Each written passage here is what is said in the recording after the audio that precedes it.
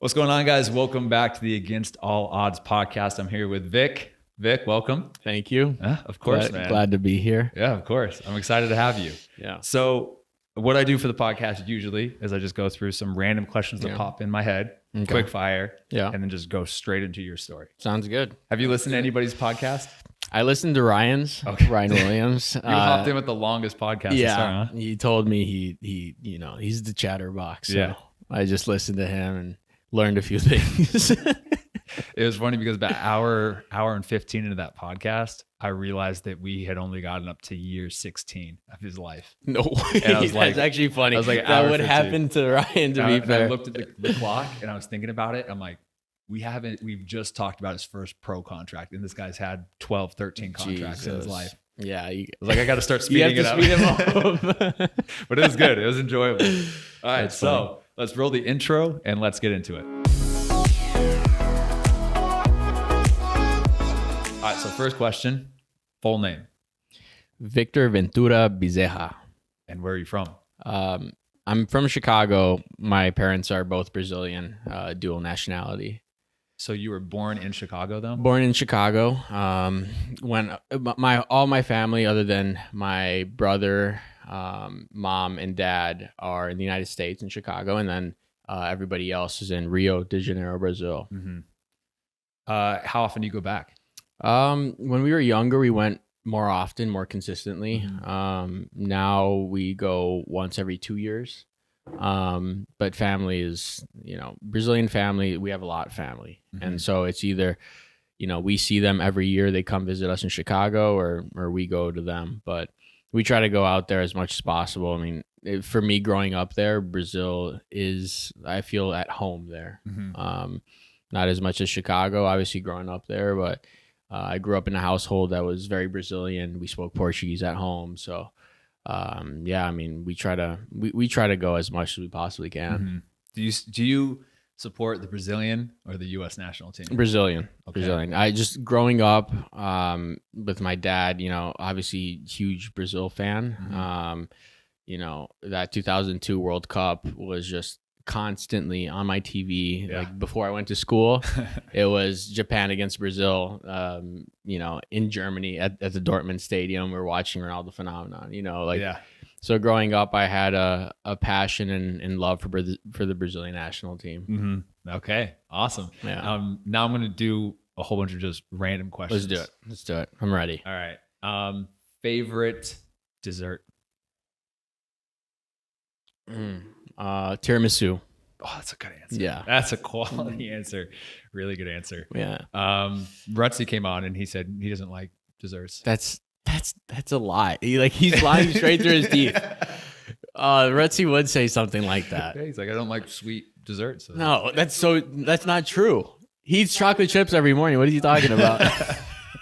But that's just part of his Powerball. Yeah, that's fair. Favorite player of all time?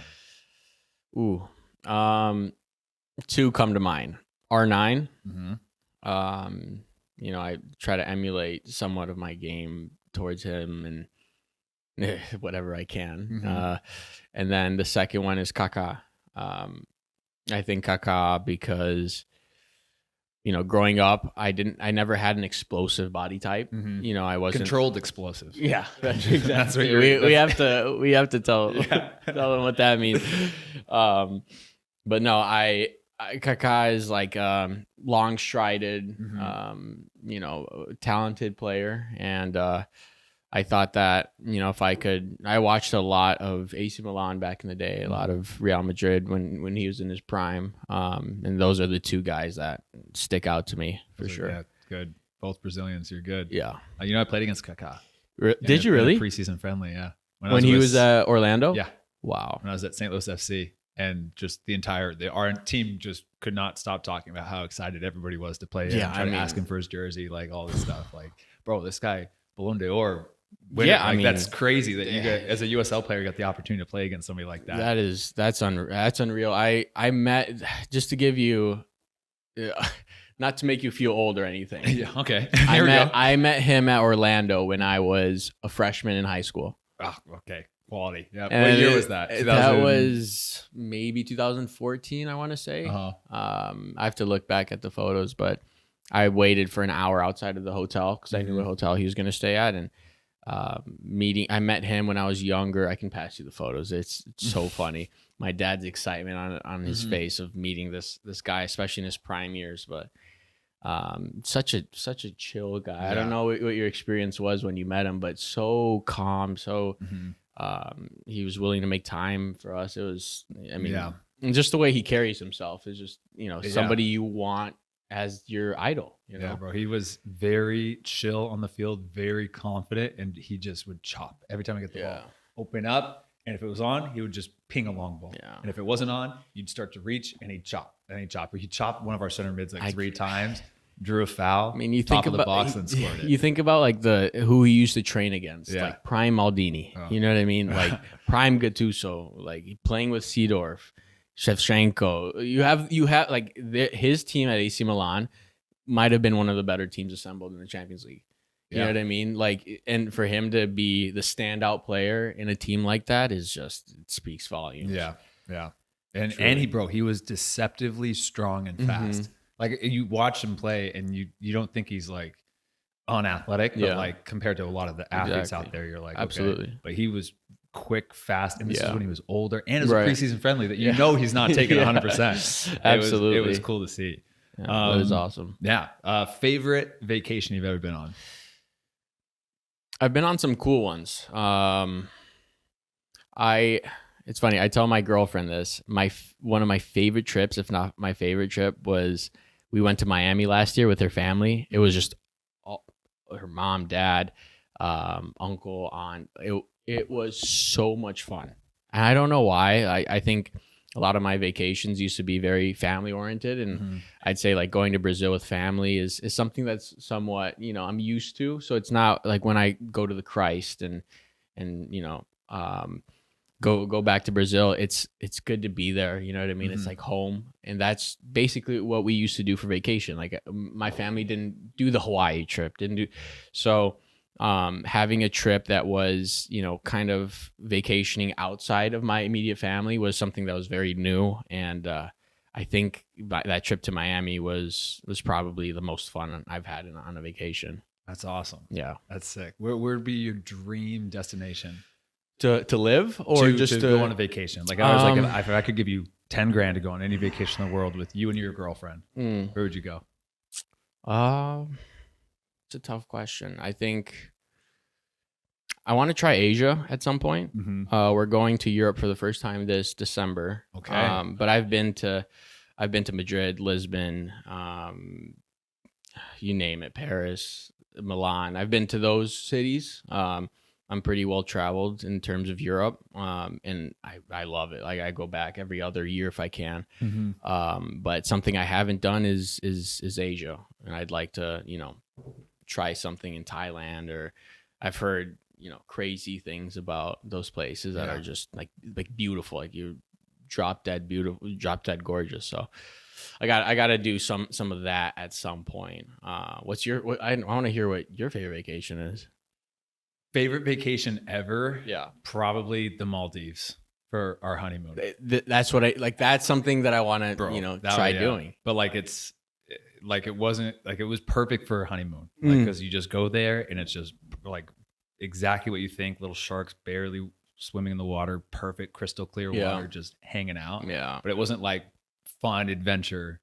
Vacation. Yeah. But that was up. I think that's the one that sticks out. Yeah. See, that's exactly what I want to try, something like that. Something different. Awesome.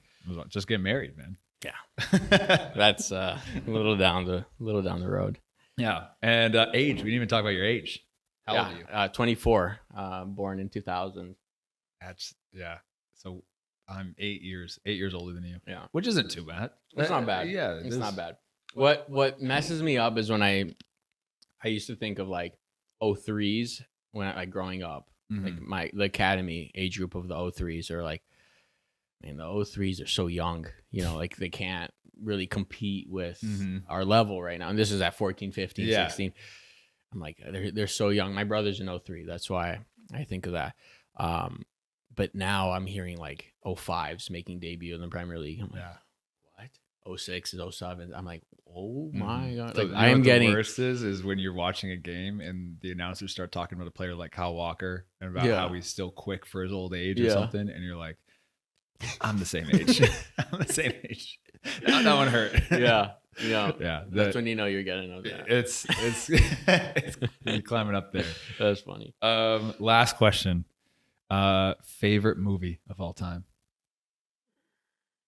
Oh, I was just thinking about this. Because we're gonna go see a movie tonight. Yeah. You, me, Ryan, Jesse L. I need a Ben. We're seeing Wolverine versus Deadpool versus Wolverine tonight. Yeah, I'm excited about that, by the way. This is gonna make it sound like it's not my favorite movie because I don't know the name. I'm gonna say Batman. Just love the Batman movies. Like The Dark Knight. Mm-hmm. Yeah. What's the Brad Pitt movie? Baseball, where he's a scout. Oh, the Aces. Moneyball. Yeah, that's my favorite movie. Yeah, that's a good movie. I just everything about it it's very inspiring story and very cool. Okay, I like it. Yeah. Awesome. All right. So, like you mentioned, you're Brazilian, born in Chicago. We've heard glimpses of your family life already. You have a brother, mom, dad. Any other siblings? No. Just your brother, Just Luca. my brother. Yeah. And Luca came and trained with us for about 2-3 weeks. He right? did. Yeah. He's at Indiana University, my alma mater as well. He plays soccer there. Also same position, striker, left wing. Very talented, and I think he definitely has what it takes for the next level. So. Yeah, because I thought him training with us, I was like, yeah, he fit in great.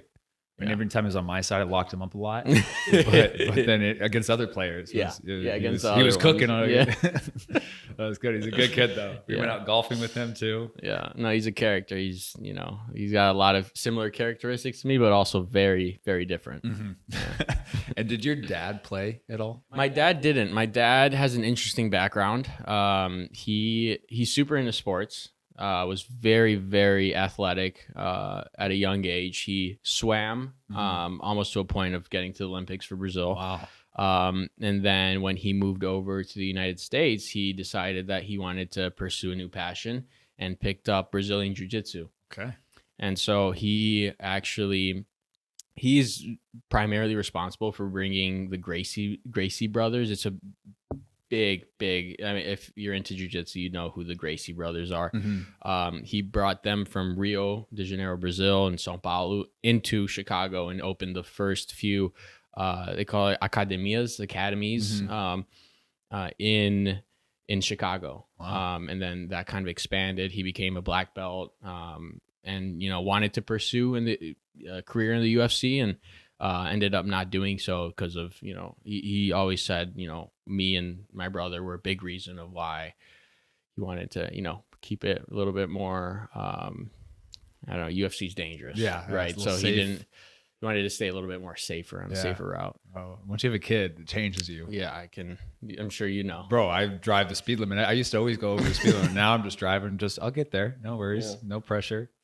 Okay, so athletic. Mom, did she play any sports? Yeah, like volleyball when she was younger, but never really pursued anything. But so growing up with you and Luca, was it just football? It was just soccer. Yeah. There was no like at a young age we got into swimming a little bit into tennis. But I had a natural talent for soccer like right away, and it was a passion of mine. And then I think why it worked out so well was, my dad being who he was, a hard worker when it comes to sports. It didn't matter what sport I was going to choose. It was going to be the idea of working hard at that sport, putting the hours behind the scene. I could have been a football player, and I think I would have, been good at a young age just because it's more the dedication aspect of it that. And I think that's a lot of parents are like that they want to give their kids some space, but also they're the ones who know how difficult it's going to be to make it at a high level. And if that's something you actually want to pursue, it's got to be spoken and worked at a really young age. Yeah. So many people ask, like, especially with Scarlett being born. Yeah. I'm like, is she going to be a footballer? Is she going to be a soccer? I'm like, well, Yeah, I would love that. Yeah. But like, I'm just going to kind of put her into a whole bunch of sports, Right. see where she has like a natural inclination for Right. and what she likes, or if it's even just drawing or whatever, but then just whatever you can see she has a passion for, then just push her to really go down that path. Right. Hopefully it's football though. I think the United States has such a great system with sports.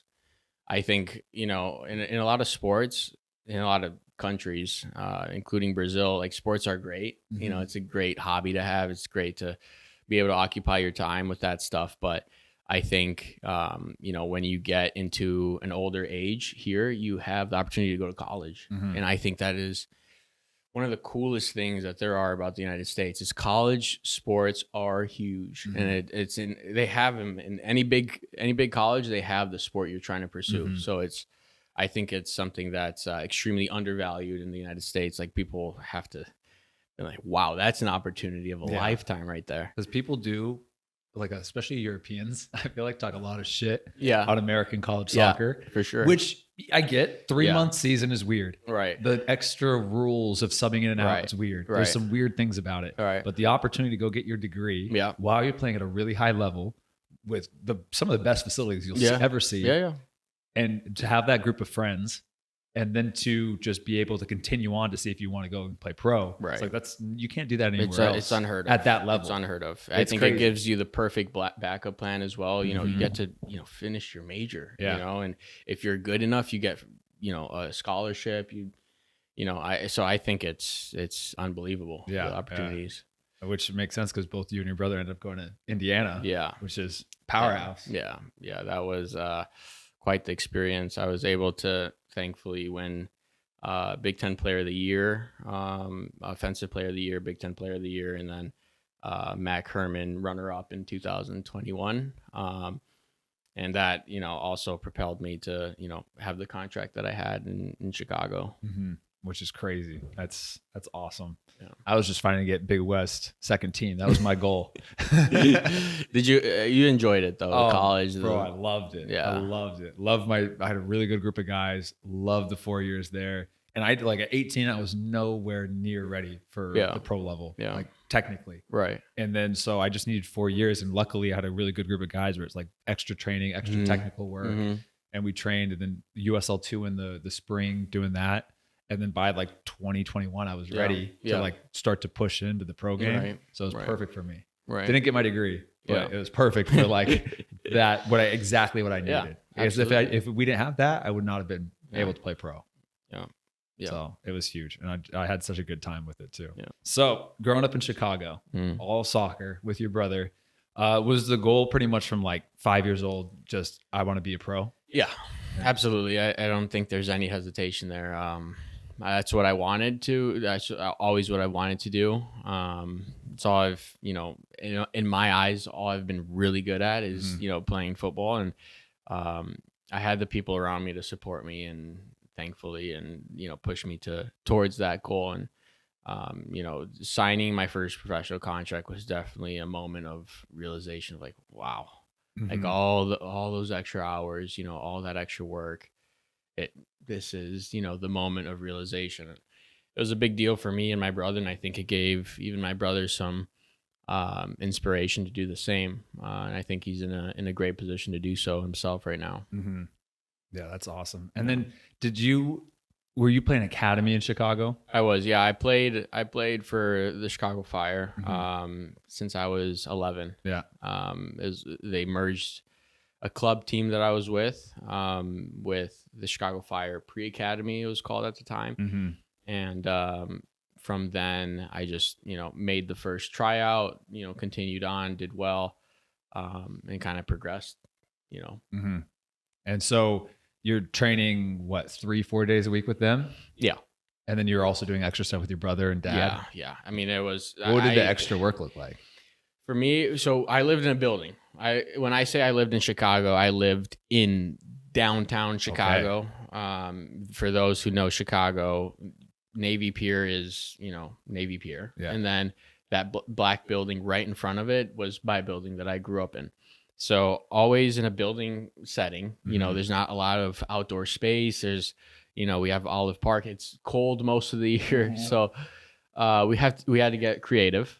Thankfully, within the building, there was a racquetball room. And in the racquetball room, it's, the building consists mostly of older people who don't really use the racquetball room. Yeah. And so they had a space there, and my dad was like, this is all you could ever ask for. Especially at a young age. I think futsal is such an important aspect of development, is playing with a smaller ball. It's faster. You have to move your feet quicker. And I think from a young age, having such a big body type and having quick feet, I think has always been something that separates, me from somebody else. And so a lot of it looked like us going at 7, 8 p.m. when we were done with homework and fine tuning those skills. And there's a beach called Oak Street Beach right in front of our building as well, and that was used a lot for endurance throughout the year. Countless nights just running back and forth, working on speed, acceleration, and that became the groundwork, I'd say, for a lot of what I was able to do at a young age within the Chicago Fire Academy system. That's awesome. Yeah, the racquetball courts that's so clutch. Yeah. And my gym in Portland, in the winter, I was back there for like my first off season ever. Like I didn't have anybody to train with. I didn't really know anybody coming back home for like the first time, like 5 years. And I was like, oh, I'm going to go down these racquetball courts. And I was like, I don't really know what to do. I'll just start juggling and passing. Yeah. About 30, 40 minutes in there, you're feeling so sharp. Yeah. You're like, I probably got 1,000 touches in here. Right. And that's the biggest thing, I think, is the amount of touches you get. Yeah. It's extreme. It's way higher than a regular training session. Yeah. Cause like it's immediate. It's all one touch with the walls. Right. Cause it's immediately coming right back to you. Right. And the way you give the ball to the walls is the way it's going to come back. Yeah. You know what I mean? So I think there's also an aspect of, you want to lay off, you want to give the best ball you possibly can, and that helps with layoffs, helps with weight of pass. It's from a young age, if you want to develop, I think, short spaces, small spaces, everybody speaks of how important that stuff is. Yeah, that's awesome. Yeah. And then at like high school age, were you able to play high school, or was it just all academy? No. It was all academy. Yeah. All academy. Yeah. I mean, I think the Chicago public school system that I was in, there, like the level just was not there. It didn't make sense, and at the Chicago Fire level as well, it's a massive commitment. It's, if you're going to go through an MLS academy route, it's full time Chicago Fire, and I knew that. I knew that. It might not be as cool on the weekdays to be like, played for my high school team. Everybody knows what you did. But that wasn't necessarily ever my goal. It was always, to get to this point and to be able to go pro. And that was the focus always. Yeah. So it wasn't ever a second thought about, should I do high school soccer? It just didn't make sense. Yeah. At least in Chicago, it wasn't like, I don't know, in other states, I think I have a buddy who played Herbert Endele. He plays for FC Dallas now. He played high school soccer, won Gatorade Player of the Year. I think, in Minnesota, high school soccer is different than what it was in downtown Chicago. So I think every state is different. Yeah. Because bro, even for the difference of 8 years, when I was going and growing up, even because the Portland Timbers weren't an MLS team till like 2011.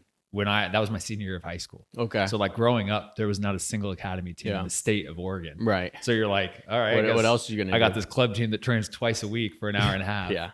So it's just all like, it was just me and my brother the entire time. It's crazy. The development in this country. Bro, now soccer. Portland Timbers has so many academies and pre-academies and branches and all this stuff. Yeah. I'm like, bro, that was so nice. But it's also, there's a reason like I was able to do well is because there was nobody else that really had those formal systems. And so it was just me and my brother just doing extra work like that. Yeah. And then at what age were you thinking, because being in the academy system, there's a chance to go MLS Next Pro. which was not around when it you was were not there. around when I was in high school. So no. your options were pretty much either go straight to the first team or to go to college. Yes. Or maybe look at a professional opportunity somewhere else. Correct. What opportunities did you have like senior year of high school? Yeah, so senior year of high school, I was training with the first team. Veljko Panovic was the coach at the Fire at that time. Assistant coach was Marko Mitrovic. And they saw something in me at that time, and they wanted to, keep me close. I was training every day in the morning with the first team, and basically going to school afterwards. How'd that feel going and training with some of these guys that are making that money? Yeah, I mean, and then you go and immediately go into to high school. Yeah, I mean, I was training in the morning with Bastian Schweinsteiger. Yeah, and then having lunch, a few with hours later with my friends. Yeah. So it was a, and the guy who helped me a lot through that time was Georgi Mihailovic, who now is the DP at Colorado Rapids. We were very close in academy, and he was the young Homegrown at the time. And he helped me transition very smoothly into the first team. And I saw these players, Dax McCarty, MLS legend, into guys who are, my teammates, who are people who I can ask for advice. And, I think it was a very cool experience. I knew that physically I wasn't at that level yet, but there were some training sessions where I felt technically I was there. And it essentially gave me belief that, like this level is very tangible for me. I just got to keep putting in the work, got to, get stronger, got to get faster, got to get more endurance. Yeah. And I think college gave me that opportunity for sure. Yeah. It's so important to see that too, because you can directly see your skills or attributes right up against somebody else's. Right. And be like, oh, this might be there, but I need to do this and this. And I like to have the academy systems now for kids like you that were at that stage at 18 that had something. Right. And then you can do that, see it, get a taste of it, get confidence, and then go out and build and then come back to it. Right. It's so important. Yeah. It's like, bro, my first time ever training with a pro ever, I was 20 years old. And which is still youngish, but not really I should be doing that earlier. Right. Right. But there's just no opportunity to do that. Right. And like, I didn't even know, like, is the USL unrealistic? Yeah. Is it super easy and attainable? I had no idea. Right. And then finally it wasn't until I started playing USL 2 and right there where I started seeing like, oh yeah, I think I can do this. Right. So like to be able, because how old were you when you first trained with my first train, I used to go to a winter session when the MLS was in off season to just train with, Ned Grabavoy was there, Bajo Husidic, guys who were in the MLS but off season and just played kind of like scrimmage in an indoor place. The first time I played, I was 14. Wow. So like I was able to see the speed of play I was miles off it.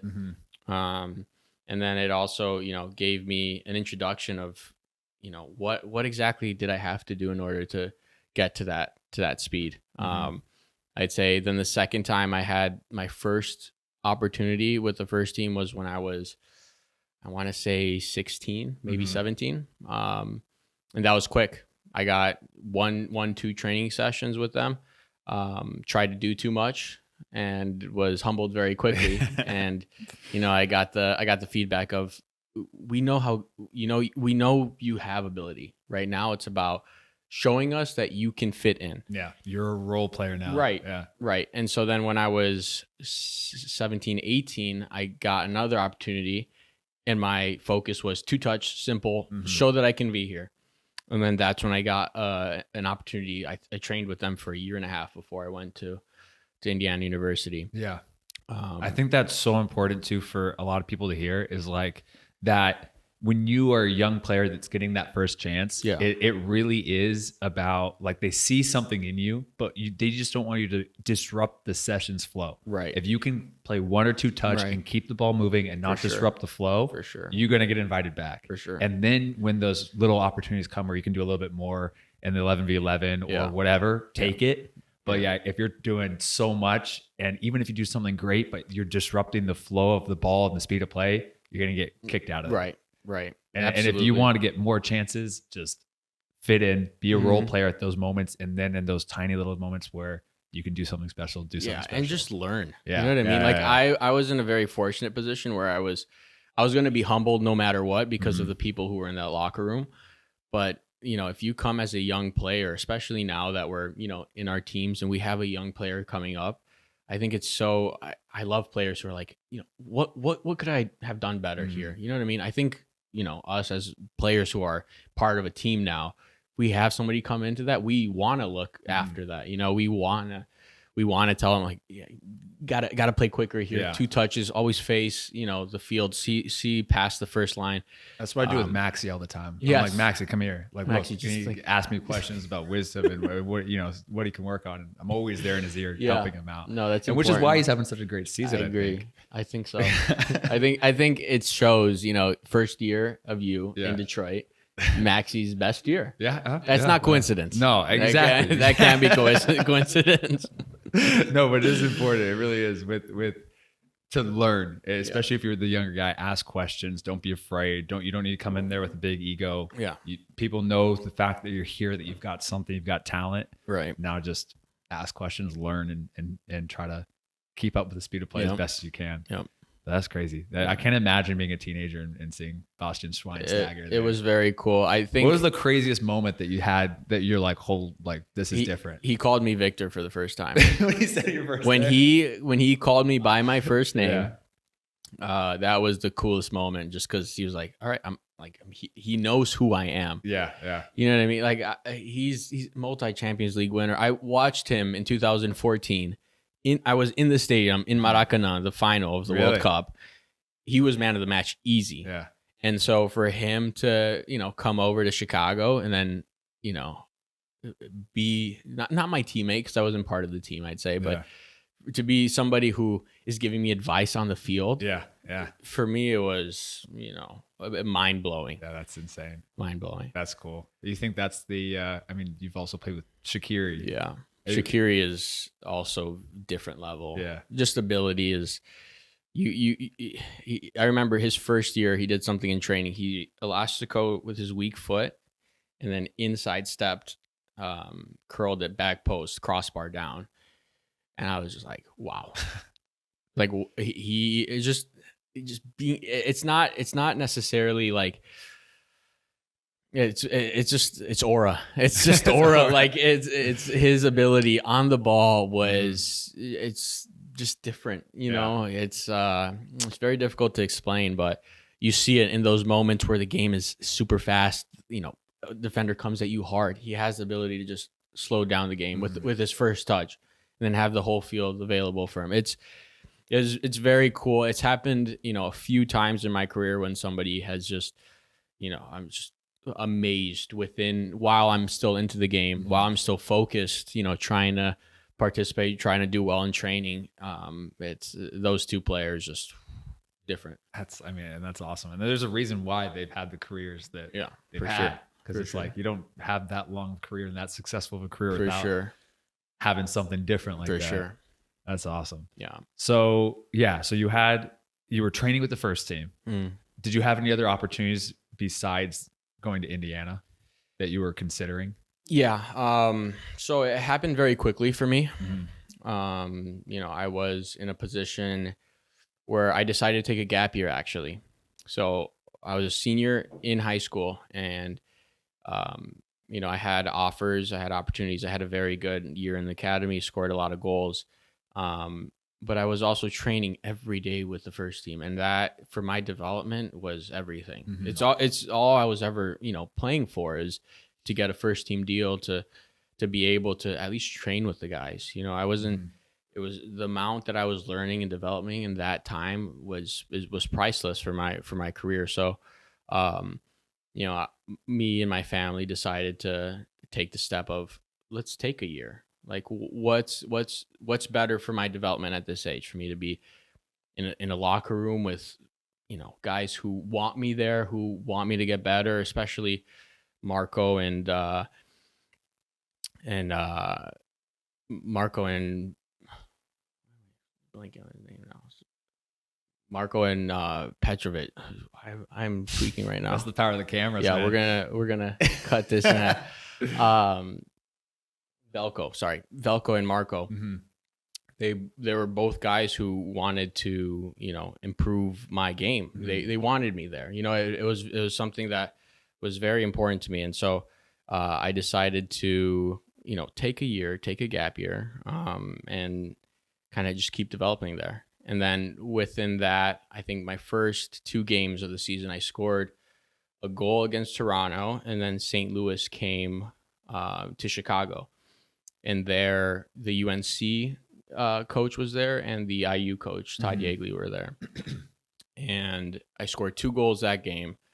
And it was actually funny because a guy, Josh Penn, who signed first for Inter Miami, now he's at Portland. He also was my age, and he knew that I hadn't committed anywhere. So he told Todd that, listen, like, there's a striker. You guys are going to be looking for a striker next year. Just go watch him. Just go watch him, see what you think. And they did. Him and the assistant coach came. It was a great game for me. I scored 2 goals. And that evening, I got a voicemail from him. And he said, listen, like, we value you. We'd love to have you on campus. We'd love to offer you something. Just, feel free to call back. And, I called back, and he said, listen, can you come in Monday? And I came in. I was like, yeah, absolutely. I was going to go Monday, IU. I think Thursday, I was planning on going to UNC, North Carolina. Mm-hmm. And I sat down with the coach, and he told me the history about IU that I had, very little idea about. I didn't know how great of a winning culture they had there. And they said, listen, like, we think you'd be an ideal fit for us. And I left, that room telling them, like, yeah, for sure, I'd think about it. In the car ride, I was like, Dad, I'm going to IU. Like, there's nothing else I want. And they had great connections with the Chicago Fire. They had great connection with MLS, and I was absolutely honored. I think it's one of easily the biggest honors I've had in my life to represent Indiana, for sure. Looking back at my time there, I'll always remember, have huge respect, for that place. And yeah, I mean, that's home for me, for sure. So when did you go to UNC, or did you just commit? No, I committed to IU. I always wanted to be very respectful of, offers that I received, interest that I received. And my communication was always very clear. I sent emails, thanking, respecting.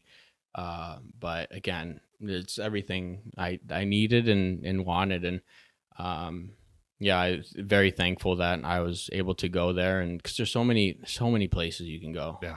And you don't know, the reality is you don't know what's going to be the right fit, the opportunities you're going to get.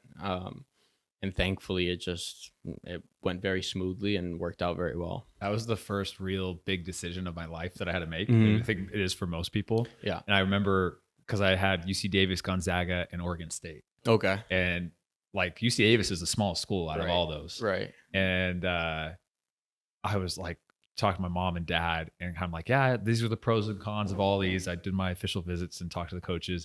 I was like, I think I'm kind of leaning UC Davis for some reason. Like, my gut is. I was like, what should I do?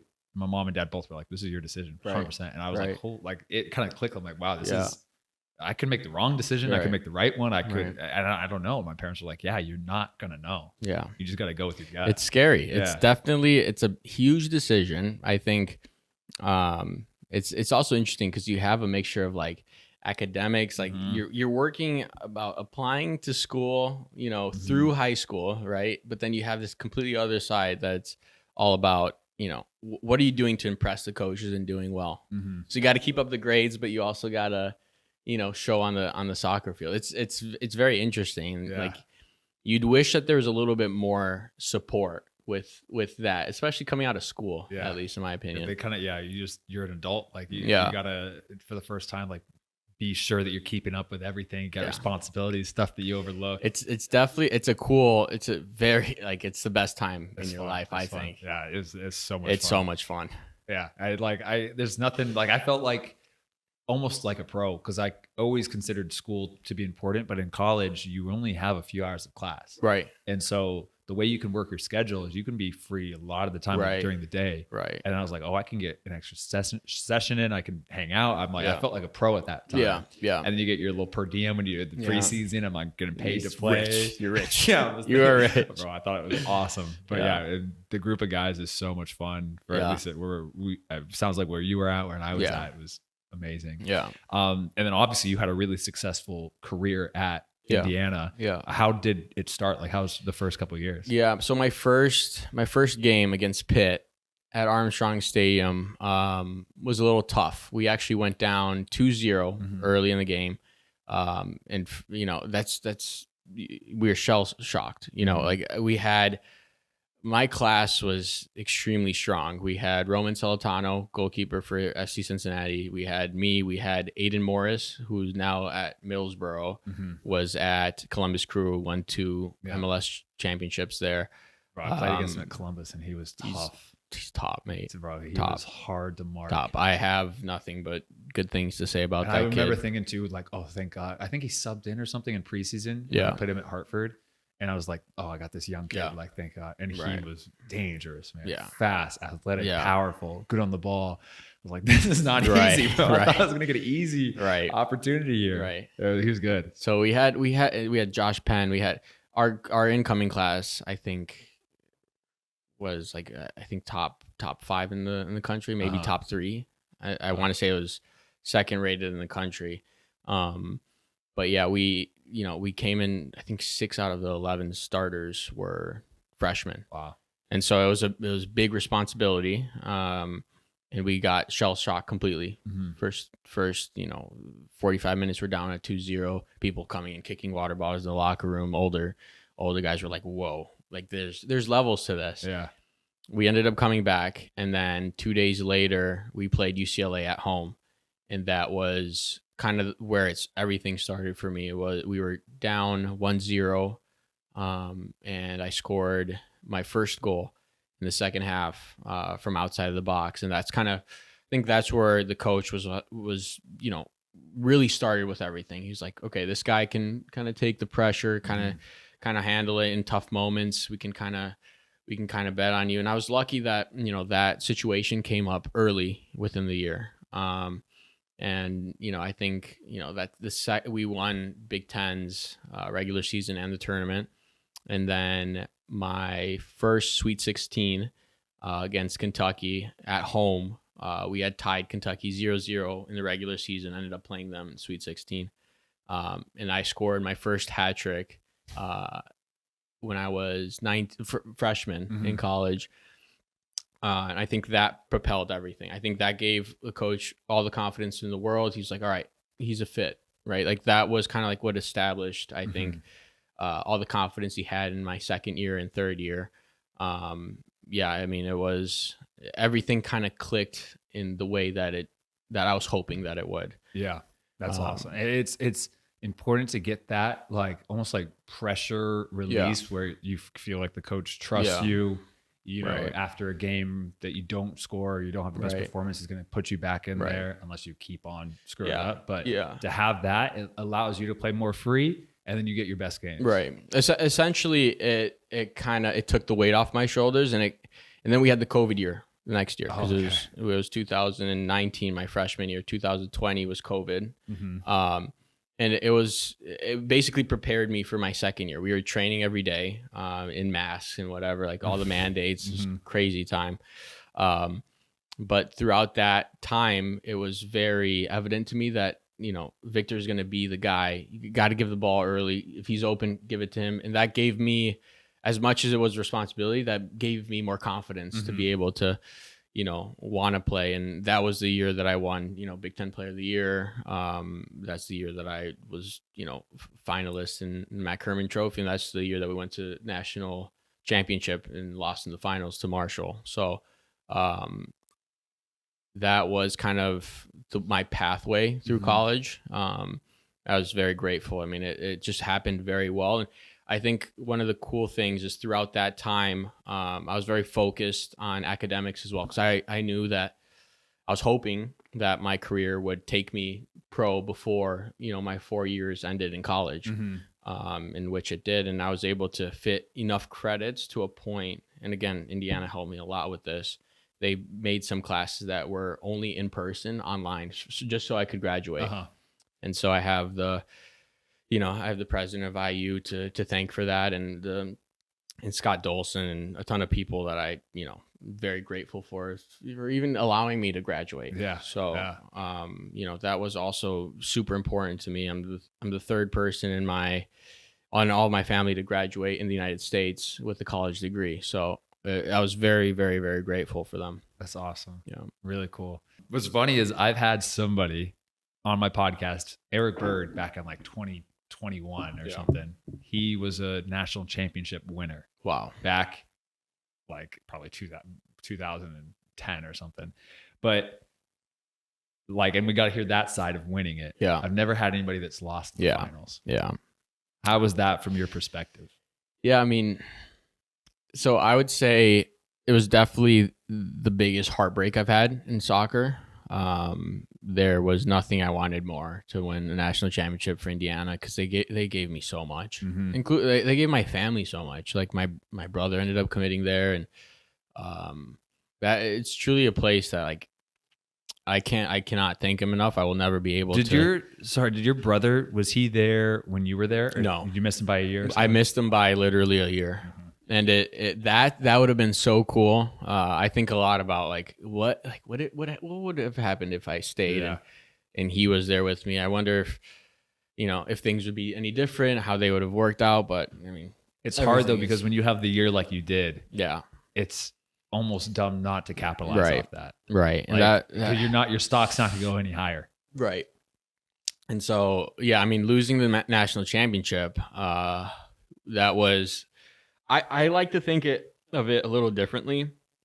I think I talked to Coach about this, Coach Yeagley, when we lost that, and we agreed that we stretched that team as far as we possibly could.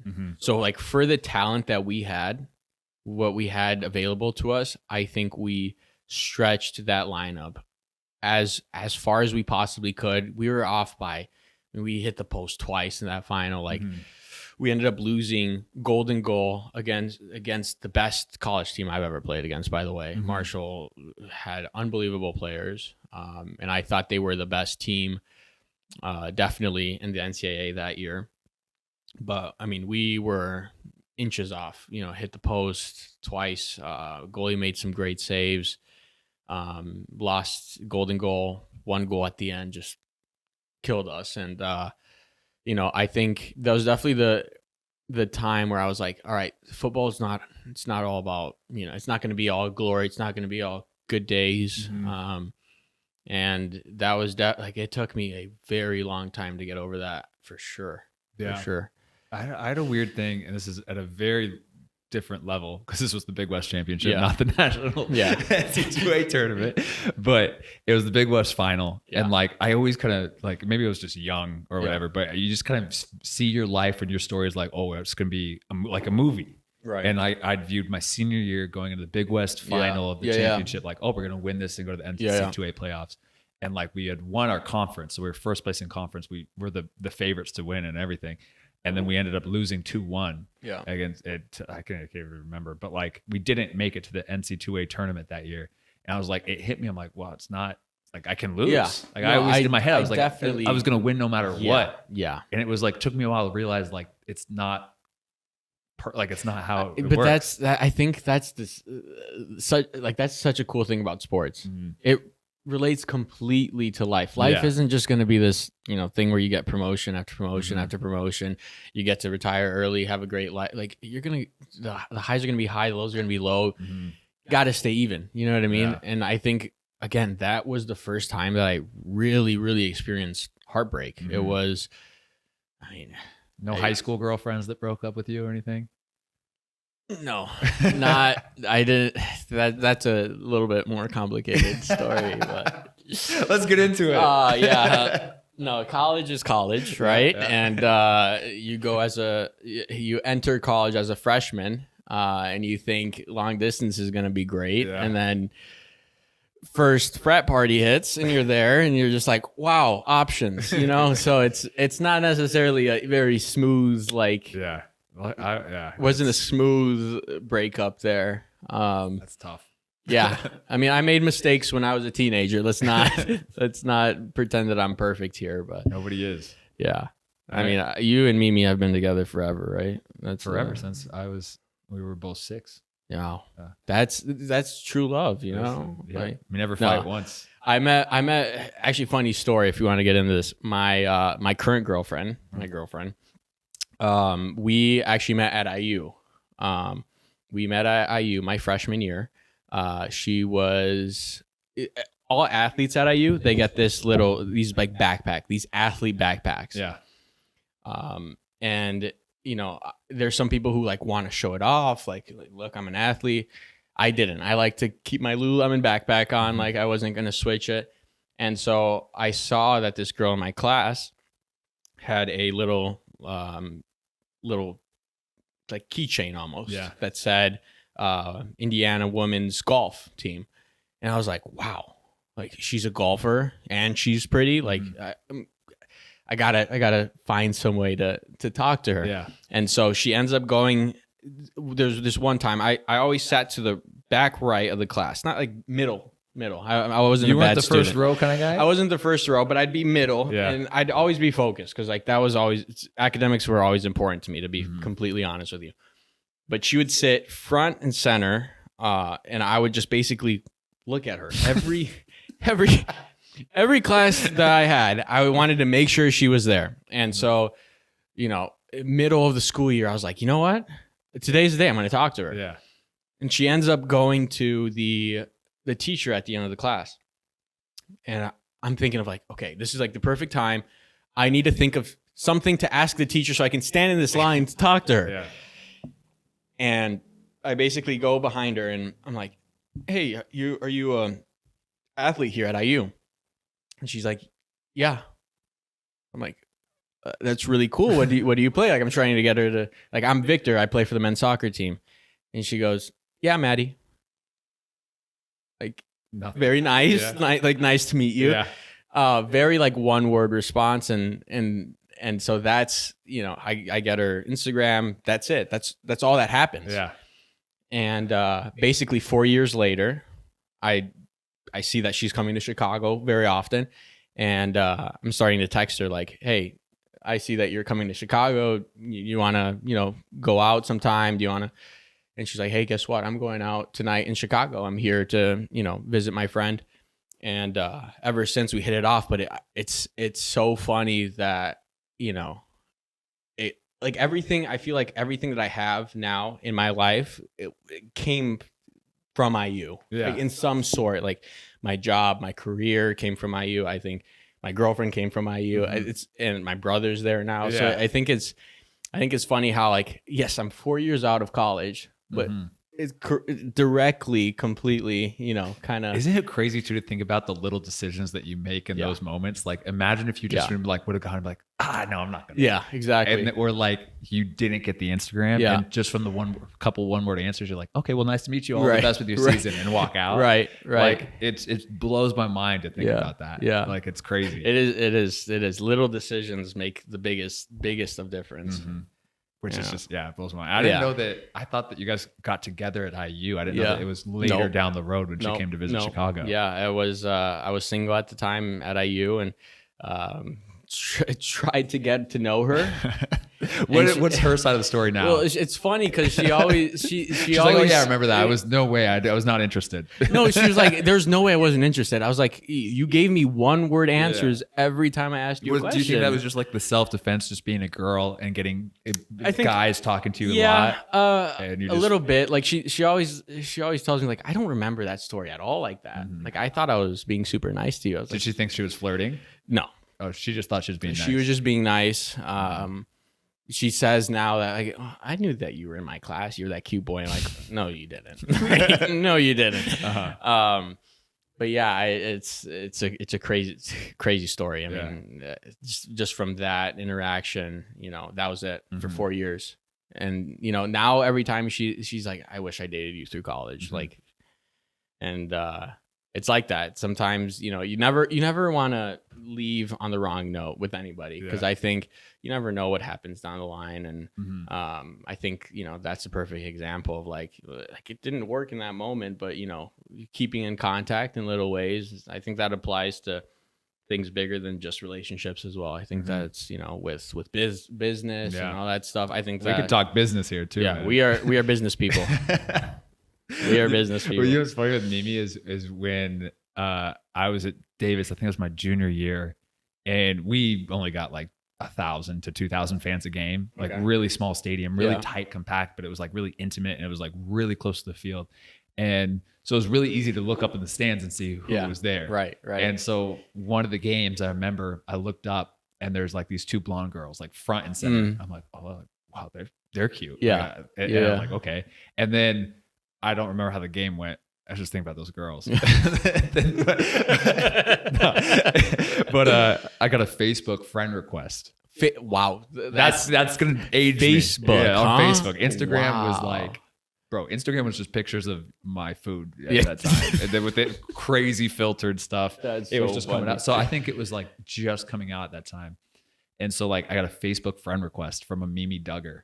And I was just like, funny. I was like, is this the girl that was at the game? I was like, I think it was. That's so funny. And so she made the first move then? Yeah. Wow. But then I was like, I remember seeing them. I mean, and so I was like, I accepted it. I was like, oh, bro, easy money. I'm in. You know what's funny is every time we're like at this story, like we're like, we follow somebody, they follow us back, or they follow us first. Like for women, most of the time, it's just like, you were nice to talk to. We think we're in. We're so good. And then I saw her. It was later. It was like half the year later because I never really saw her again. Okay. And I just didn't want to reach out and make the first move on Facebook messages. Right. So I just waited, and then we went to a water polo party, and she was there. Water polo party. Well, like a water polo team. No.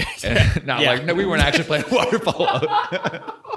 And so beautiful. I was there, and I see her, and I was like, this is the first time I've seen it, because UC Davis is 30,000. It's huge. It's like IU, and I was like, okay, I saw her. I'm like, this is Mimi. Yeah. And so I went straight up to her. I'm like, hey, you friend requested me on Facebook.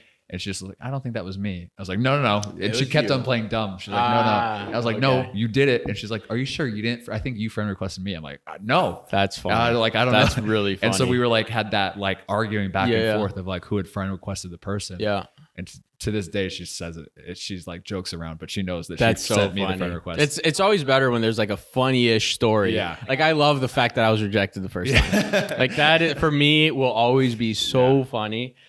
Yeah, it's the best. And then I got her number, and then that's how we started dating. But that's awesome. It was. I like the relationships that start in college. Yeah. And like blossom into, because college is such like there's like 30,000 people in your, and then you guys ended up together. That's what I was saying. And then she was dragged out that night by her roommate. Yeah. Like imagine if you just would have held firm and said no. Right. Or like, what if I saw her and I was just like, oh, is it awkward to bring up the fact that she friend requested me? But I was just like, I'm just gonna go in there and just make fun of her. It's cool to have the same like alma maters as well. Yeah, you know what I mean? She hated UC Davis though. Did she really? She hated it.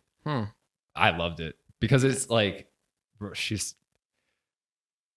she was wanting the Hogwarts East Coast college experience of Harvard. Yeah. And then you go to Cowtown in middle of California. That's very different. And that's because she had to go in state, and she doesn't really like, I don't know. Gotcha. But it's just, I was like, well, why'd you go to UC Davis if you wanted that? But, it's completely different. Yeah. Like UCLA style, like house parties compared to, coffee shops in Boston. It's different, but whatever. It worked out. Yeah. Okay. And then so you finished with almost on a bang. You lost that at the end of this season. Yeah. Then 3-4 months later, right? That's where the draft is. Yeah. So I was, because I'm a homegrown, I was not going to be in the draft. And And that was, I was always very grateful for the Fire. That's where I started. That's where I made my name, my first name, and so it was the process was going to be a little different for me than for, my goalkeeper, Roman Celentano, right? Like he went to the draft. He was, first pick, I think, straight to Cincinnati, right? That was that whole process of the excitement of, having the 32 different hats on. Yeah. It wasn't going to be there for me. But, for me, I always wanted to play for the Fire. I always wanted to play for Chicago, my home team. And so like that was an absolute honor for me. Again, like growing up in the city, going to the games, like that was always going to be super, super special to me. And even on signing day, like having my coach from IU come down and my teammates from IU who essentially helped me become, the person that I was very special to me. And, yeah, I mean, it was, again, we talked about it earlier, it was a moment of realization of like all that hard work is here. And, it meant absolutely everything to me. Mm-hmm. How many of the same players were still there from when you trained with them back when you were like 18? Not many. Yeah. Not many. I mean, the team, there have been a few, changes within management, within coaching staff. But like the equipment managers, those guys, people within scouting relationships, like were there, and it was very full circle moment for sure. But there's a lot of players that completely like you wouldn't recognize the team from 2018 to 2021. Essentially, I think there might have been one or two players left in there. And MLS is just like that. It changes. Yeah. If you're not successful, it's like on to the next, Yeah, USL's, especially with the smaller contracts too, it's so... I look at some of my team photos from 2021. Yeah. And even last year, 2 years ago. It's just a completely different team. Yeah. And it's just so much rotation. And like, that was one thing I didn't realize as a kid when I was going to become a pro, is like, I thought once you get to the team, even though I knew about trades and I knew people getting moved around all the time, but I just kept on getting locked into whoever was new there. Right. And it felt like they were there forever and always been there. Yeah. And then you forget so quickly 3 years ago, it was a completely different team. Right.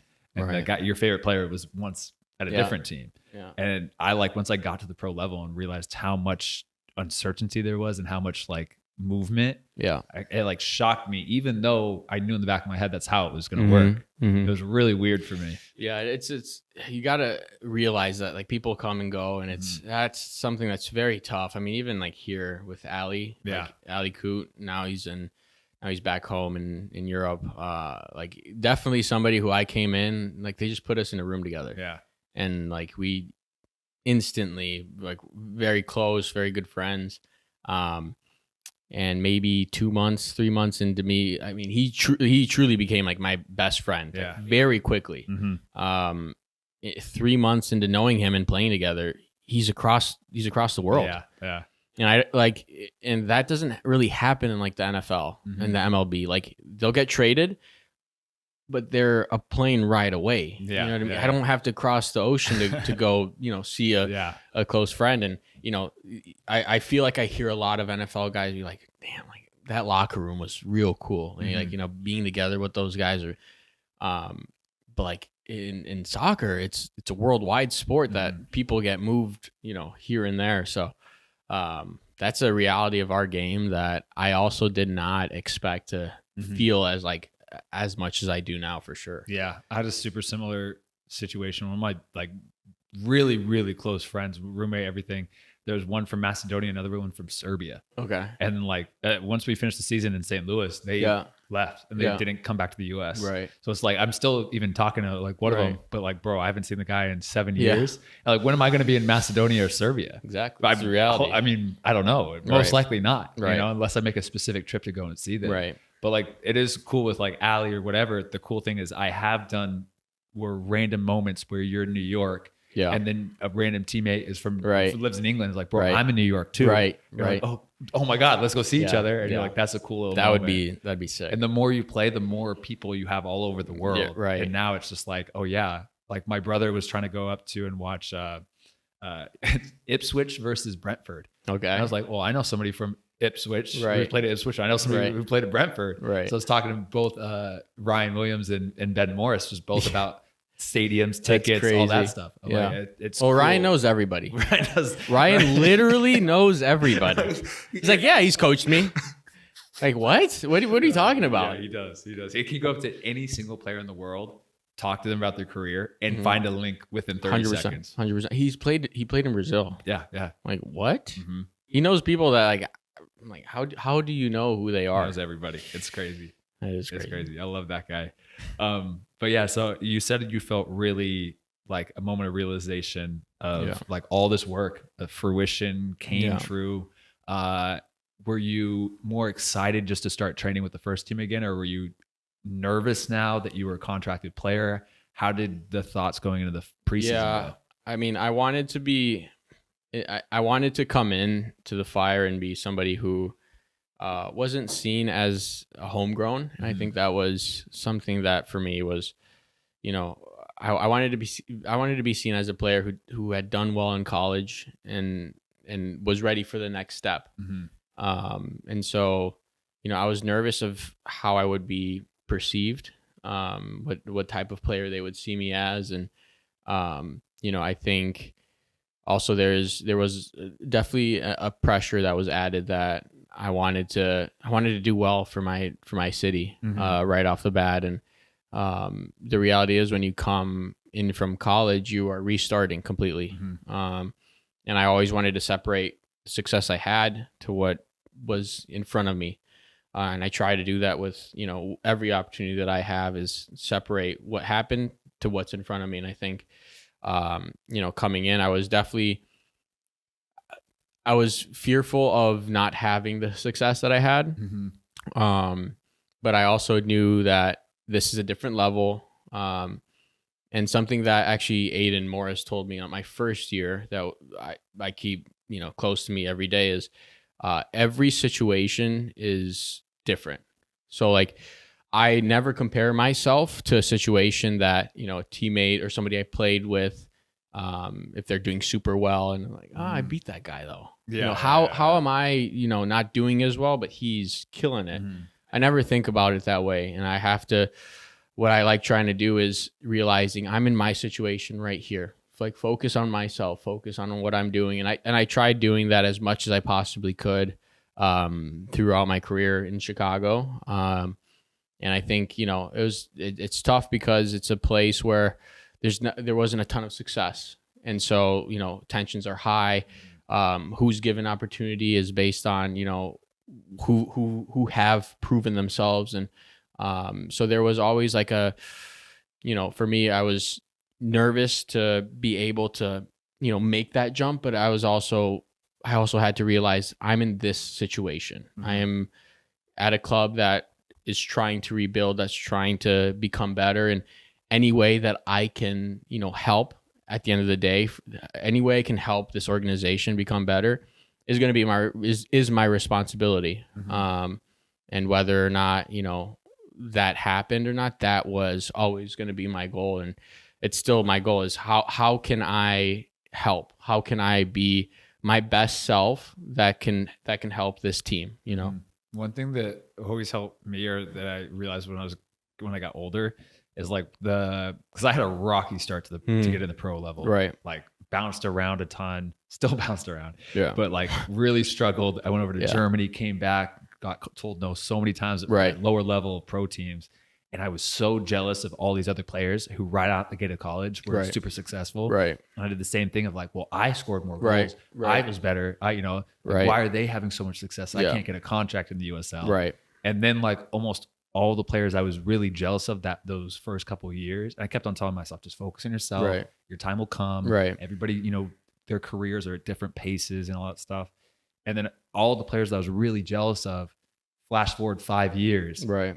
It switched. It was like, oh, you know, because everybody has their time to light. Everybody has their career surges and drops. Right. And so it like made me realize of like, well, I should have even been less caring of, or I should have cared less about other people's situations. Yeah. And again, just focus on myself. That's what he said. Like it sticks to me to this day. So he said it's all situational. Yeah. Yeah. And you cannot compare like my success with somebody else. You just got to focus on yourself. Your time is going to come. Yeah. If you're a good player that works hard and you treat people right, opportunities are going to come. You do the right things. That's all you can do. Yeah. You know, and I think at the end of the day, something also that's very important to me is that you don't have any regrets. You know, I think regret is the worst thing in life. Is I could have done that. Should have talked to that girl in that class. There you go. There you go. Full circle. There you go. Full circle moment. But yeah, you don't want to have regret. You want to give your best in every little thing you possibly can. At the end of the day, you know, you're going to be looking at yourself in the mirror, and you know how hard, you know, you worked at achieving your dreams. And I think that's probably one of the more important things to me is don't have regrets, give everything you can, and do it the right way, do it the best way you can. What year was your first year at Chicago? It was 2021. So you were there for 2021, 2022, and 2023. Correct. Okay. And those 3 years, what was like the best moment or the best period there for you? Best period. It's tricky because a lot of my success came with the second team. Yeah. I signed a first team deal, but I was scoring a lot with the second team in 2022. You know, there was periods where I was scoring 3 goals a game and 2 goals a game. And this is in the MLS Next Pro. Correct. I had a lot of success with that. I had a coach who, you know, appreciated my game, who kind of molded a team, an offensive structure that was a little different. He knew that I'm a 9 that likes to come into feet. So he had wingers that would run in behind in diagonal situations. So I thought, and we'd press hard and a lot. And I think for me, as a striker, I love pressing. I love stepping to center backs. I think that's, you know, being progressive, I think is the best way to play football. And that's the football that he believed. And so there were moments in 2022 that I was scoring a lot of goals for the second team. And, you know, I was rewarded with first team minutes. Typically that'd come off the bench. It actually only came off the bench. But, you know, again, I understood the situation that the Fire were in, where it was a situation where, you know, we needed results. And I understand, you know, we had a first year head coach who, you know, needed results. And, you know, that was his way to kind of to do it best. And his opinion was to play more experienced players. And again, the same advice that I gave earlier in the podcast was, if you're somebody who's coming into the squad, be somebody who wants to be a positive person to be around, and somebody who is like learning, who wants to speak to the older guys. And I think, you know, somebody that was huge for me was Kai Kamara in 2023. Speaking to him every day. What a player, but like what a personality as well, by the way. Yeah. Like that guy, like through ups and downs, he was somebody who remained positive. He was somebody who I could always come to, ask for advice, and wanted me around. So, you know, again, to answer your question simply, I think 2022 was the best kind of parts of my season, parts of my career with the MLS. Again, getting minutes, getting my debut. You know, I think again, everything's situational. I think if I come into a team that's having a little bit more success, maybe there's, you know, I trained well during the week, I have an opportunity on the weekend. But again, whatever I could do to help the team, to help the organization, I was going to do. And that's kind of what my attitude was throughout my time there. Did you have any moment where you got subbed in for like your first time, maybe in the MLS for MLS minutes, or any stadium in particular where you're like, oh wow, this is Mercedes-Benz Stadium? That was my debut. How's your debut? That was my debut. Wow. 3-1 down to Atlanta United in a packed Mercedes-Benz Stadium. 60,000 people in. It was yeah, it was quite the situation to come into a game too. Yeah. Do you know the exact number of the attendance? I think it was like 54,000. So not that many people, then not 60. No, not 60. But they made the stadium seem even bigger because like it's an indoor stadium, right? It's indoor or outdoor. They can just rotate the stadium and then the ceiling pops out. That's crazy. But basically that top sector, if they don't fill it up, they just bring a tarp down. Yeah. And they only light the part of the stadium like with their lights that there's people in. Yeah. So like that top area, you see like the dome looking thing, and then the top stadium is just covered by black tarp. So you don't think that people can sit up there. Yeah. And so like it is like when you come into the game, it's so loud, like it echoes all around, and it's so hot in the summer in there because there's no air conditioning. Yeah. They just like close the top, and then it's just all that steam. It's but yeah, that stadium for me was like it's breathtaking. It must be amazing playing on the home side there. Crazy. But that was my first experience at a big stadium, like playing in front of that many fans. Before then, the most fans you probably played in front of was probably it was NCAA final or something. Yeah, like maybe 15,000 at most. Yeah, it was a pretty decent crowd in Cary, to be fair. It was fully packed. But yeah, I'd say that's definitely the most fans I've played in front of. Yeah, it's a cool stadium. It's a really cool stadium, to be fair. I mean, I want to go there so bad. That'd be sick. Yeah. How many MLS games do you have? Like how many? I think I have 7. I think I have 7. 7? I think so. Don't quote me on that. I think I've come into 7 MLS games. I think I want to say every one we were losing. Yeah. Which is I feel like it's a tough situation to be where you get really monumental moments of your career, but then the team loses. Yeah. And you go in the locker room, you're like, wow, that was one of the coolest experiences of my entire life, being in the Mercedes-Benz Arena. And then like you're just like, but the entire team's down and pissed off. And you have to be kind of quiet, but you're also like, wow, that was sick. Right. It's you definitely have to, you got to take the good moments and the bad moments. You got to separate them as well. You got to, for me in Atlanta, it was, all right, it's a good start to your career. Like you've obviously made an impression on the coach for him to be, in a situation where he's comfortable enough to put you in. But the reality is the team, like we got to be scoring more goals. We have to be playing better. You can't be satisfied. Don't become complacent in a situation like that. So, again, the highs, you can't get too high, can't get too low. You got to kind of stay neutral as much as you possibly can. And then for those 3 years or so, when you signed the Homegrown deal, was it like 3+1? 3+1. 3+1. Yeah, I technically have a +1 at the end of this year. Yeah, so it's 3+1. That's nice. The first contract's 3 years.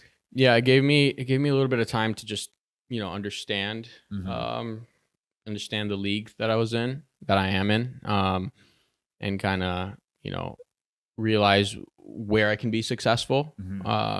Kind of I always, my focus again was always with Chicago. It's always doing well for the city I grew up in. But the reality is the team is going through tough times right now. But yeah, I was very grateful. Again, like the fire throughout, my career was always told me to be patient. Your time's going to come. Keep working on yourself. And, I did well at Indiana and well enough to get a contract. And, I'm extremely grateful for both Indiana University and Chicago Fire. For this year, obviously you're at Detroit. How did did you hear about that you was a potential to get loaned out here? Yeah. Were you excited when you heard it? Were you like, oh, this is a great opportunity? Were you a little bummed? Like what was going through your head? Definitely both. Yeah. This was in the winter of this year. Yeah. Right? Yeah. It was tough timing, to be honest. Cause I had, I had a very minor surgery that I went through. Not very much, performance related, but I had to get it done.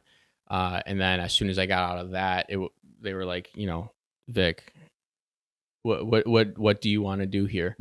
And it never felt so much as, it was kind of a mutual thing of, we've brought in a DP striker who's, that we paid $14 million for.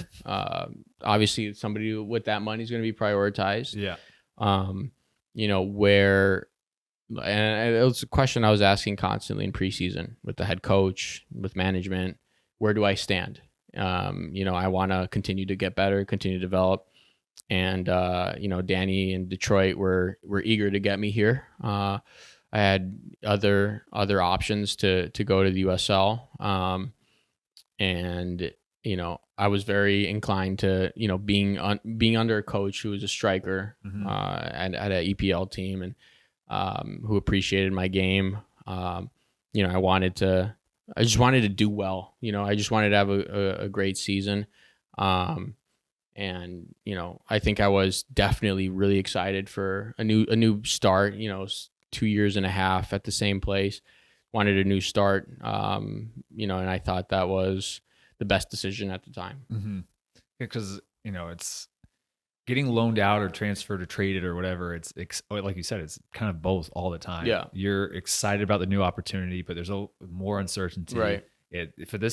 For you, it's leaving Chicago Fire, which has been your home base for almost forever. Right. And then going to someplace completely new. It's a lot. I think the biggest thing is the difference in game. Yeah. The difference in play.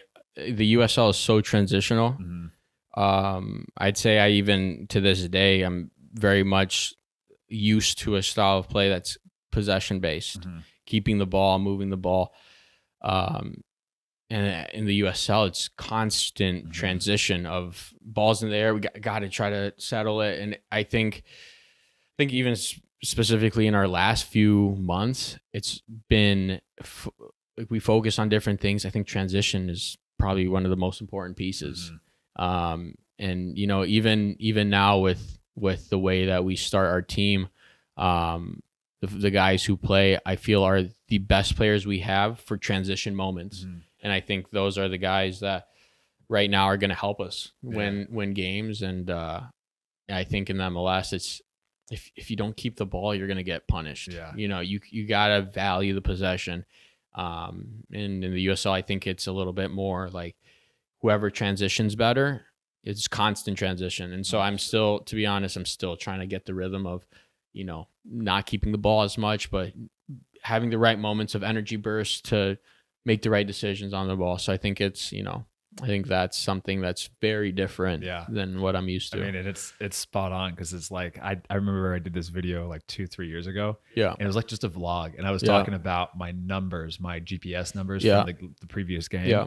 And I put out like, I had ran, I think it was like 8.5 miles or something. Right. And like the high speed running was crazy. Well, and somebody had commented like, that's BS. There's no way because Prem guys are going to get close to that. Right. I'm like, well, they don't get close to that. It's not like, I'm not saying that I'm better because it's higher. It's the opposite because we lose the ball more and we have to go ding, ding, ding, ding, ding. And these guys keep the ball for longer spells of possession. Yeah. And they don't have to run. I'd even say like we both started the Houston game that we beat Houston at Houston in the cup. It's crazy. They played their whole team, by the way. Yeah. That's like to this day, I'm like, we played well. Hector Herrera's out there. Anyways, remember how much we ran that first half. Yeah. It's also like a different game where they just keep the ball. Yeah. Yeah. If there's no reason to force the ball, don't force it. Just keep the ball. And so that think about that style of play where you have possession, where you come to link up once and to completely 360, the ball's going to be bouncing in the air. You got to try to settle the ball. You got to know when your center back is going to try playing the ball in behind. Like it's completely different. And it's just a different game that you got to get adjusted to. I mean, even like whenever I've played against an MLS team, the amount of touches I get on the ball, the actions I get on the ball is so low because they have 70% Then possession. you think about like 2 MLS teams going at it. Yeah. They're going to try keeping possession. Bro, I think when I played against the Columbus Crew last year, and we were their very last game before the MLS season opener. So they told us we're going to come out full force. Yeah. And we actually had whatever best games. We lost 2-1. But to do that against the Crew was amazing. But I remember, I was like, I think I touched the ball 7 times all game. I played 80 minutes. Wilfred, the coach from Columbus, has their team playing right. I mean, I talked to Aiden a lot about how tactically they're set up. It looks fun. Like, they genuinely have so much possession of the ball. It's great for them. I can't imagine how fun it is just having that much opportunity, that much possession on the ball. I think especially Columbus, they do it right. They know how to move that ball. They're a good team. Yeah. And I think also in the USL, it's like not only are we, to be honest, lower quality players than MLS and higher leagues, but also the field surfaces. You not only are we a little bit lower, but then you're trying to link up passes and keep possession on a baseball diamond or bouncy Keyworth. And I love playing at Keyworth, but it's not the same as playing when you're in North Carolina or at the Houston Dynamo Stadium.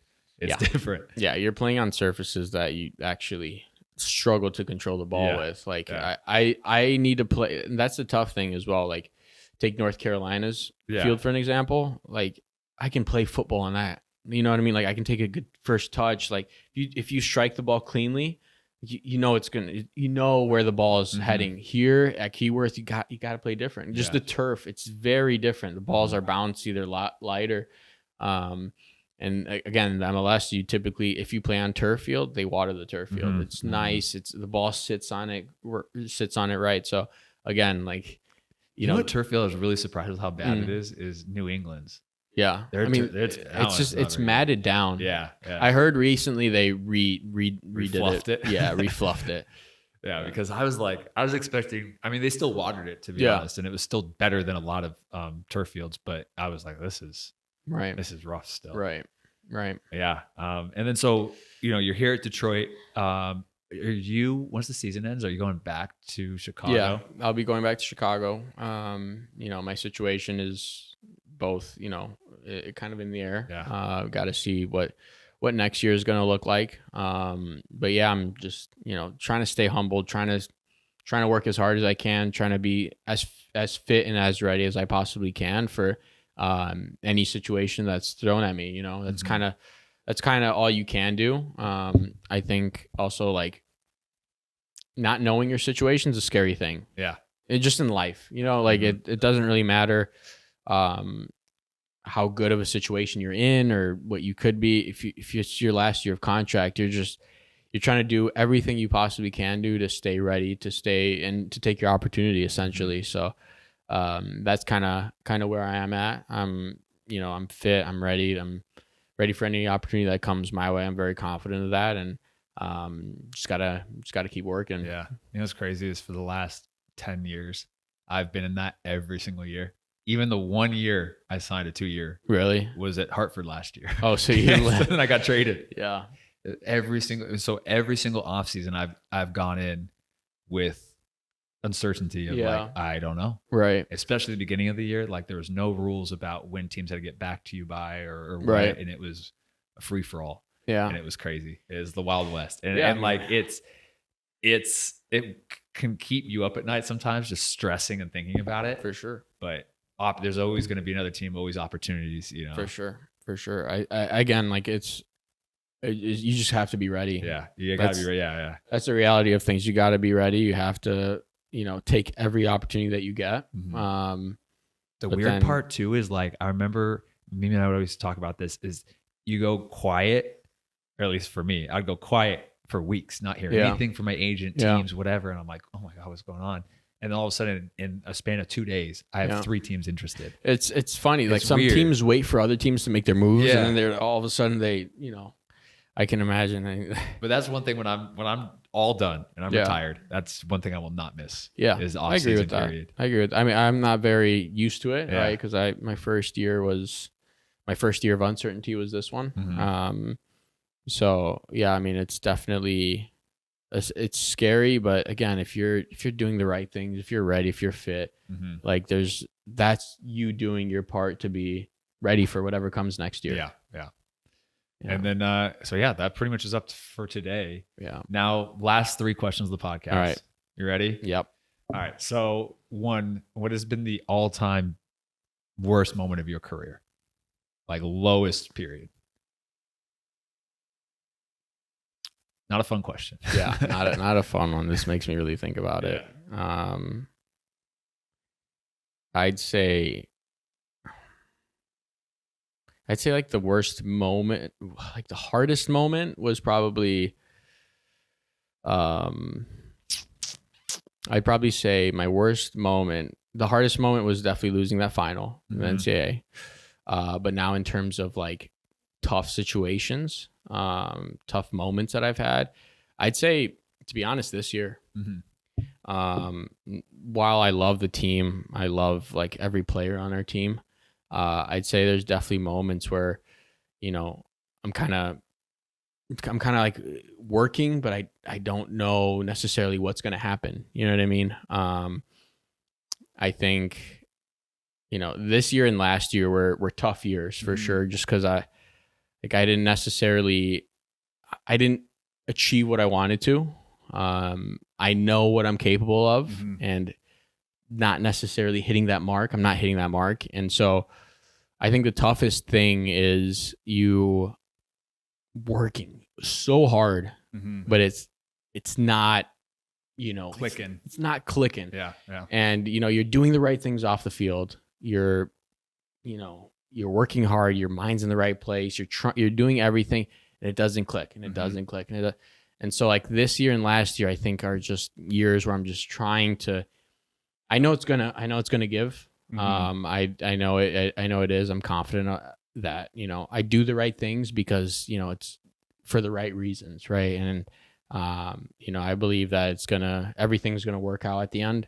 But again, I think that's the most frustrating thing the last 2 years, just doing the right things off the field, and then not clicking. That's the reality of life, and that's the reality of soccer. It's not all, again, it's what we talked about. It's not just going to be, promotion, Ding, ding, new contract, It's not like that. So, the last 2 years have been a little tough, but by no means does that take away my love for the game. By no means does that take my love for working hard and playing with the boys. Like that's not going to happen anytime soon. So still very motivated, still very humble to get to work, and I'm excited for the years to come. Yeah, I had a teammate, one of my great friends, went to school with him at Davis, and when he left college, it took him 3-4 years of bouncing around the lowest leagues, like 4th division Sweden,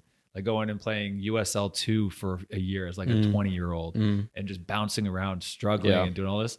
And I was like, and he would like talk like, bro, I don't know if I'm crazy, but like you train with them, and like you're a good player, right? Like you can be, and it would be like, right. He'd say the same things, like I know I can do it, And all of a sudden, just got us in at Sacramento Republic, and just flew with them. Did really, really well for like 3 seasons, And it was just like, it's just crazy how everybody has those years of just like working, and then they're like, I'm doing everything the same thing, and then all of a sudden it just starts clicking. I think it's tough out of, especially how young I am. I'd say like, if you get a few good years under your belt, you know that it's not all bad. You know what I mean? And I had a good first year, but like it's more so I want to get to those good years. You know what I mean? And I'm doing everything I can possibly be doing to get there. And it's frustrating. Like I hear guys who are, in MLS doing well. They're like, Vic, like we know what you're capable of. Like what's going on. It's it's hard to be like there's no excuses. For me, I think the biggest thing this year and last year were look at yourself in the mirror. What can you be doing better every day? And again, it's that thing, like, don't have any regrets. Do everything you can in your power to be the best version of yourself, and things are going to happen for you. And that's exactly the mindset that I've had the last 2 years, and I have, going into this next year. Yeah, that's great. Yeah. On the flip side, what's been the best moment? Best moment? More positive. Flipping the. Yeah. I think it's hard not to say Indiana University doing so well there. Yeah. It's definitely one of my high moments. Mm-hmm. Now I'd say I'm 3 years into my professional career. Yeah. So there is only 3 years to choose from in terms of, everything I've done well in like my best years. I'd say in 2022, doing well with the second team, doing well in training as well with the first team. I think that's something that like you're in every day. Yeah. And there was a spell that I truly felt so comfortable training first team, like doing well, scoring goals in training. And, that necessarily wasn't the best time for them to give me my opportunities. I'd say, I was scoring every training session. I was moving well. I felt like I was understanding how to be effective within the MLS. And again, it was a tough moment necessarily for the gaffer to give me my first, minutes and my first, kind of running the team. So that was, I'd say that those two, right? Like my all-time high was, killing it in college. And, my all-time high as a professional player was, training really well, getting minutes with the first team, and then scoring a lot of goals with the second team all at the same time. Yeah. Kind of felt like, all right, this is where this is going to start to, go. And there were moves, there were changes that necessarily didn't allow everything to come into fruition at the same time.